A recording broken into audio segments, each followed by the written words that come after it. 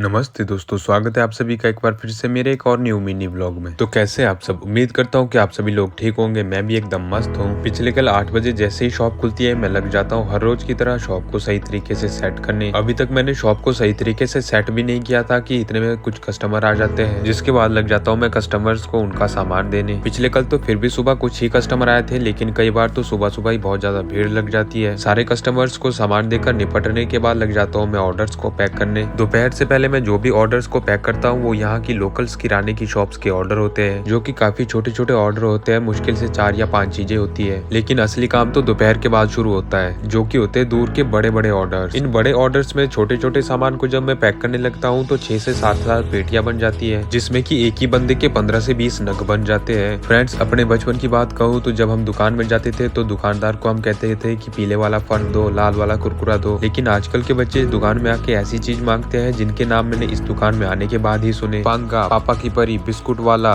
लड़ाकू बीबी, भूत का बच्चा, चिकनी चमेली, लपालप, ना जाने ऐसी कई आइटम्स है जिनके नाम मैंने पहले कभी सुने भी नहीं थे। शाम के समय आ जाती है हमारी आटे की गाड़ी, जिसमें छोटी थैली और बड़े कट्टों को मिलाकर टोटल क्वांटिटी 100 थी। 5 किलो की आटे की थैली 20 थी, 10 किलो के आटे की थैली 60 थी और 34 किलो के आटे के कट्टे 20 थे। फिर देखना क्या था, उतर जाता हूँ मैं भी अपनी फॉर्म में। वैसे तो मैं दिन भर काम करके बहुत ज्यादा थक गया था, लेकिन जब बात ईगो पे आ जाए तो पीछे हटने वालों में से मैं भी नहीं हूँ। फिर क्या था, थोड़ी देर में मैंने सारी बोरियां उतार के अंदर ढो भी दी। मेरे जैसे चैलेंज को एक्सेप्ट करने वाले बंदे या तो चैलेंज से जीत जाते हैं या तो चैलेंज से लड़ते लड़ते मर जाते हैं, लेकिन सामने खड़ी बड़ी मुश्किल को देखकर पहले हार मानकर पीछे कदम हटाने वालों में से मैं भी नहीं हूँ। थोड़ी देर में ही सारे कट्टों को मैं अंदर पटक देता हूँ। इस सारी गाड़ी को उतारने में मुझे लगभग 25 से 30 मिनट तक लग जाते हैं। उसके बाद लगभग 5 मिनट तक रेस्ट करने के बाद लग जाते हैं हम दोबारा से अपने बड़े ऑर्डर्स को पैक करने। इतनी ज्यादा जल्दबाजी इसलिए क्योंकि 1 या 2 दिन में ये गाड़ी भी यहाँ से निकलने वाली है। धीरे धीरे अब दिन ढल रहा था और शाम का अंधेरा छा रहा था। सुबह से लगातार काम करते करते लगभग अभी तक 10 घंटे बीत चुके थे। मैं इतनी ज्यादा जल्दी थकता तो नहीं हूँ, लेकिन मैं इरिटेट बहुत ज्यादा जल्दी हो जाता हूँ। लगभग 8 बजे तक मैंने बहुत सारे ऑर्डर्स पैक कर लिए थे, बाकी ऑर्डर्स मैंने अगले दिन के लिए छोड़ दिए थे। उसके बाद क्लोजिंग की सारी प्रक्रिया को पूरी करने के बाद लगभग 8:15 बजे मैं दुकान के सारे शटर भी बंद कर देता हूँ। उसके बाद हाथ मुंह धोकर खाना खाकर लगभग 10 बजे तक मैं सो जाता हूँ। डिसिप्लिन को फॉलो करते हुए आज भी तुम्हारा भाई सुबह के 4 बजे उठ जाता है। बॉडी थकान तो फील कर रही थी, लेकिन डिसिप्लिन के साथ समझौता नहीं भाई। नहा धोकर आ जाता हूँ मैं अपने जिम की तरफ। जिम में आने के बाद सबसे पहले क्या, मैंने अपनी बॉडी को फुल स्ट्रेच, उसके बाद किए थोड़े से पुशअप। बाइसेप की फर्स्ट एक्सरसाइज में करे 7.5 kg डंबल के साथ डंबल कर्ल के 15 रेपिटेशन के 4 सेट। 10 kg डंबल के साथ करे हैमर कर्ल के 12 रेपिटेशन के 3 सेट। अब बॉडी में थोड़ा थोड़ा पंप आना शुरू हो गया था। उसके बाद रॉड के साथ थर्ड एक्सरसाइज में करे 12 रेपिटेशन के 4 सेट। लास्ट में इस एक्सरसाइज के 10 रेपिटेशन के 4 सेट के साथ ही कर देता हूँ मैं अपना आज का वर्कआउट भी कंप्लीट। उम्मीद करता हूँ दोस्तों कि आप सभी को मेरी मेहनत पसंद आ रही होगी। ऐसे ही डेली मिनी ब्लॉग देखने के लिए फॉलो जरूर करें।